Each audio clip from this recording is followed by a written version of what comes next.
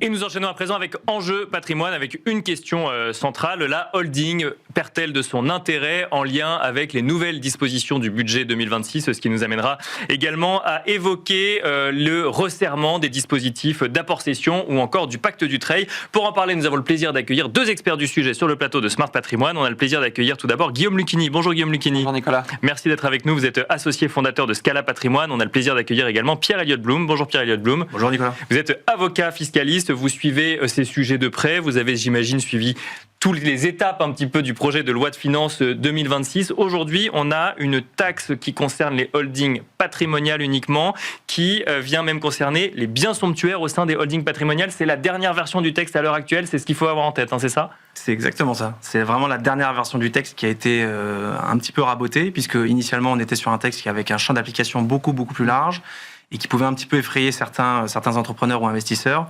Aujourd'hui, on a un texte bien raboté, avec un champ d'application très limité aux biens somptuaires, principalement les voitures, les yachts, les bijoux et quelques autres biens immobiliers qui seraient mis à la disposition des associés ou du cercle familial, avec une taxe qui a été augmentée. On passe de 2% à 20%, mais qui aura finalement un impact beaucoup moindre que ce qui était prévu initialement. Ça change beaucoup de choses sur les stratégies holding à l'heure actuelle. Quand on parle d'holding patrimonial, ça ne concerne pas les holdings animatrices, ça concerne les holdings patrimoniales uniquement, hein, c'est ça ? Exactement. Alors ça ne concerne que les holdings qu'on dit patrimoniales ou passives. C'est-à-dire que ce sont les holdings qui ont un vrai rôle patrimonial, qui ont l'objet de détenir des participations dans des sociétés, sans rôle opérationnel, sans refacturation, sans prestation de services rendus. Et donc ça concerne que ces holdings. Est-ce que ça a un impact aujourd'hui sur l'activité et sur ces entrepreneurs-là ? Je ne pense pas, puisque encore une fois, ça a été assez raboté et donc l'impact en termes d'imposition va être assez limité. Donc il n'y aura pas d'impact majeur comparé au texte initial. Guillaume Lucchini, si je ne dis pas de bêtises, on parle de holding dont la valeur vénale est supérieure à 5 millions d'euros. Il faut qu'elle soit patrimoniale, on vient de le dire.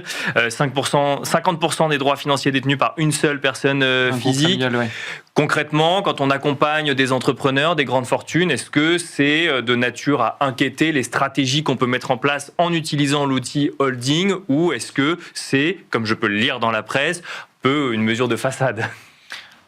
C'est effectivement, on peut la considérer comme plus à l'heure actuelle, une mesure de façade. Pourquoi ? Parce que si on reprend les discussions qui sont à l'origine du texte initial qui avait été voté et finalement qui est complètement modifié sur la dernière version, on se rend compte qu'on avait un objectif d'aller chercher finalement un vrai impôt avec ces holdings. Donc, c'est-à-dire on avait un champ qui était excessivement large, ça taxait effectivement une vision beaucoup plus globale et absolument pas sur des actifs dits somptuaires. Et en fait, on arrive quasiment à un texte qui est à mon sens, une mesure anti-abus. Oui, parce que mais il y avait déjà des outils qui existaient pour ça. Il y avait des outils, il y avait des contrôles. Et c'est vrai que quand vous dites, Nicolas, est-ce que ça nous impacte ? Quand vous avez l'habitude de gérer ce genre de patrimoine et que vous regardez effectivement ce qui est intégré, entre guillemets, dans ces actifs-là, on parle notamment de locaux ou du moins d'actifs de jouissance qui ne seraient pas loués, c'est-à-dire à titre gracieux ou à des prix en tout cas qui ne sont pas des prix de marché. Là, on parle d'immobilier, effectivement. D'immobilier, quand vous avez l'habitude d'accompagner des clients et qu'on vous pose ces questions en tant que conseil, je pense que ça a été le même cas pour Pierre-Elliott, c'est que aujourd'hui, on a toujours dit il faut être sur un prix de marché. Donc, toutes les études qu'on a pu faire quand les clients avaient des actifs immobiliers qui se pouvaient le louer à eux-mêmes, c'est quoi ? C'est faire une étude de marché, regarder quel est le prix du marché locatif, comment se positionner et avoir des baux qui soient en adéquation entre la société et leurs utilisateurs.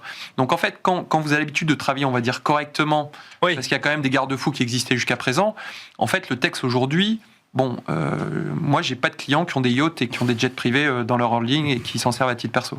Oui, donc en fait, c'est presque une mesure pour venir rappeler la règle d'utilisation. Et si on était dans les clous, globalement, ça change rien, c'est ça ? Ouais, je pense que c'est même un peu une règle qui est plus propre du politique et finalement, pour faire plaisir à un certain électorat, de dire, on s'attaque aux riches. Mais quand on regarde le texte aujourd'hui, nous, nos clients, ils sont quasiment pas concernés par ces dispositifs.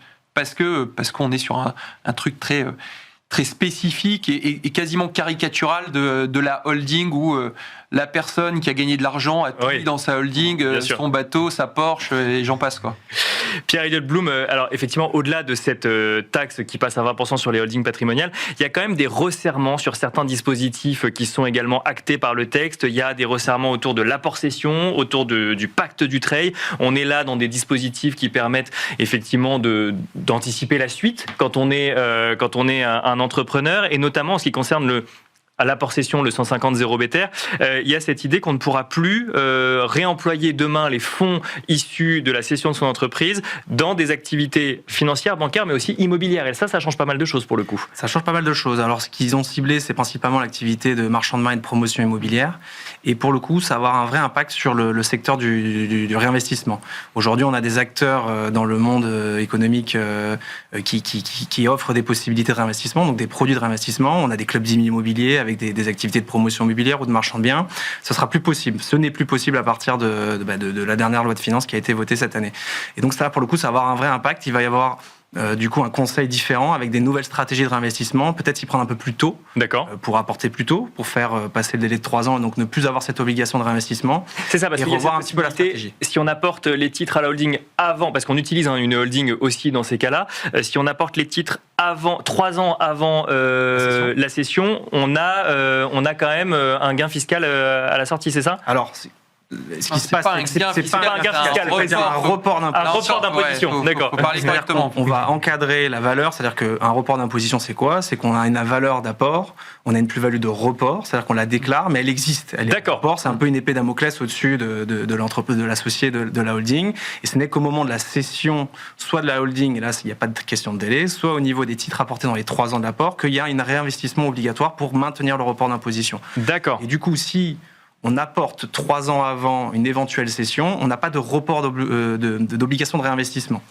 Donc, finalement, on pourra réinvestir dans des activités immobilières, patrimoniales, dans du financier, sans obligation de report. Donc, effectivement, il va y avoir un volet conseil un petit peu de manière anticipée, même si en pratique, on voit que souvent, c'est un petit peu à la dernière minute, au moment d'une opération, on a une offre, on est en négociation, et on fait rapidement un apport, forcément, c'est un apport cession pour le coup. Donc là, pour le coup, on est obligé de réinvestir. Guillaume Lucchini, mais là pour le coup ça change un peu plus la stratégie. Ça veut dire il va falloir que les chefs d'entreprise et les entrepreneurs anticipent beaucoup plus ces aspects de cession. Je pense que la loi, elle vient pas modifier ça. C'est-à-dire que si vous êtes entrepreneur, moi le discours que j'avais avant comme maintenant, c'est de dire il faut anticiper. C'est que très souvent on a la tête dans le guidon. Je pense qu'on le voit tous. Les entrepreneurs vont au bout du projet. Et très souvent, la question se pose de qu'est-ce que je fais le jour du closing. Et là, c'est déjà trop tard. Pourquoi ? Parce que déjà, nous, notre position en tant que conseil, c'est déjà de ne pas forcément éluder l'impôt. Pourquoi ? Parce qu'il y a une vraie réflexion qui peut s'opérer entre est-ce que je garde l'argent à titre personnel, quitte à payer de l'impôt, et qu'est-ce que je vais mettre en report ? Moi, j'ai vu trop de dossiers où le discours, il a été focus dès le début sur l'impôt, sur cette question de est-ce que vous voulez payer l'impôt ou pas ? Dans des dogmes aussi stricts. Ouais. Sauf qu'en fait, la personne ne comprenait pas. Vous lui dites, est-ce que vous payez de l'impôt ou pas ? Elle ne va pas vous dire, oui, j'ai envie de payer de l'impôt. Oui, bien sûr.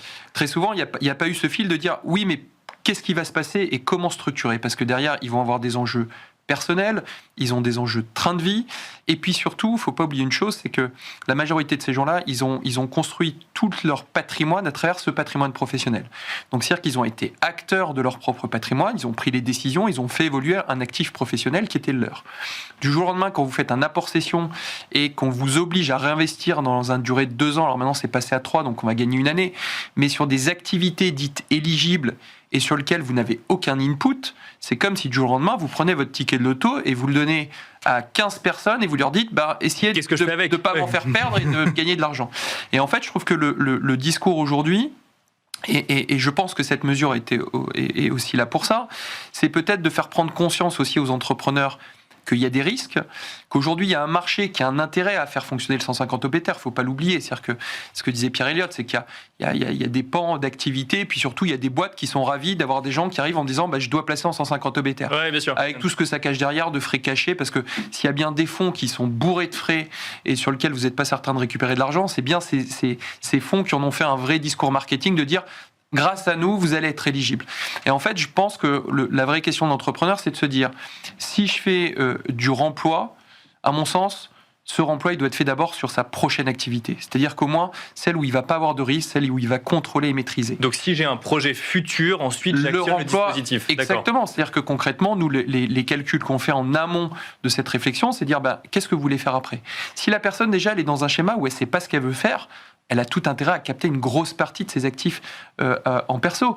Et pour optimiser l'impôt, c'est là où on va envisager des opérations de donation-précession en englobant des sujets familiaux. D'accord. Mais on n'a pas besoin de cette holding de remploi. La holding de remploi n'a d'intérêt qu'à partir d'un moment où vous avez un vrai projet, vous êtes en capacité de cibler, ou alors vous venez d'un milieu où vous avez effectivement une certaine connaissance et vous avez la capacité d'être un business angel aguerri, c'est-à-dire que vous allez aiguiller des participations dans des sociétés sur lesquelles vous avez la capacité d'apporter quelque chose, soit vous allez être au board, soit vous allez avoir cette fonction d'expert, donc vous allez maîtriser quelque chose. Et aujourd'hui, je pense que toutes les opérations dont on parle, et notamment les opérations de marchand de biens ou de promotion, moi j'ai vu trop de dossiers qui étaient des dossiers entre guillemets maquillés, c'est-à-dire qu'en fait on vous disait voilà, pour pas payer vous allez faire de l'activité de marchand de biens, et du jour au lendemain monsieur se retrouvait à acheter des appartements, à aller chercher un actif tech, faire un peu de value add, sauf qu'en fait il gagnait jamais de l'argent sur ces opérations, quoi. Là on peut se dire que l'idée de la loi c'est de dire globalement l'immobilier ça ne vient pas financer l'économie, donc en fait c'est pour ça que on l'exclut. Vous, ce que vous dites, c'est que globalement faut faire attention à qui on fait confiance aussi quand on va sur ce type de fonds. C'est pour moi l'enjeu, c'est l'enjeu de l'investissement cible. Soit vous le maîtrisez, et à mon sens, c'est comme ça que je conçois cette histoire de remploi, c'est-à-dire que c'est permettre à quelqu'un qui a vendu sa société de réinvestir dans sa prochaine société.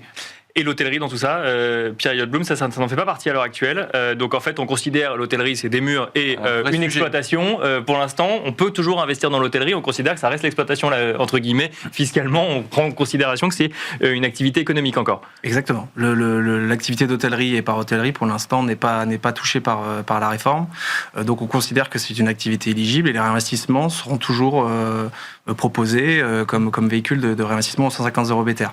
Sur le volet marchand de biens, pour compléter, est-ce qu'on considère que c'est une activité économique ou pas? Moi j'ai des clients qui sont dans l'activité de marchand de biens, c'est une vraie activité économique, il y a de l'achat, il y a de la revente, ça génère un chiffre d'affaires important. Donc le débat est aussi présent que sur l'activité finalement d'hôtellerie. Est-ce qu'il y a un risque à l'avenir que l'hôtellerie soit aussi retirée du dispositif? C'est possible. Surtout sur la notion de mur, je pense que aujourd'hui l'intérêt de l'hôtellerie, c'est que vous avez cette notion de mur et fond, c'est que les murs participent effectivement à l'activité économique, et demain le risque, ce serait effectivement de venir isoler cette valeur foncière à ce niveau-là, quoi. Et donc là, effectivement, ça viendrait peut-être complexifier encore un peu plus les décisions d'investissement. Merci, messieurs. On n'aura pas eu le temps de traiter tous les sujets en lien avec la holding, c'est normal. On n'avait qu'un peu plus de 12 minutes pour en parler. Merci en tout cas Guillaume Lucchini, associé fondateur de Scala Patrimoine. Merci Pierre Elliott Blum, donc avocat fiscaliste. Et quant à nous, on se retrouve tout de suite dans l'œil de l'expert.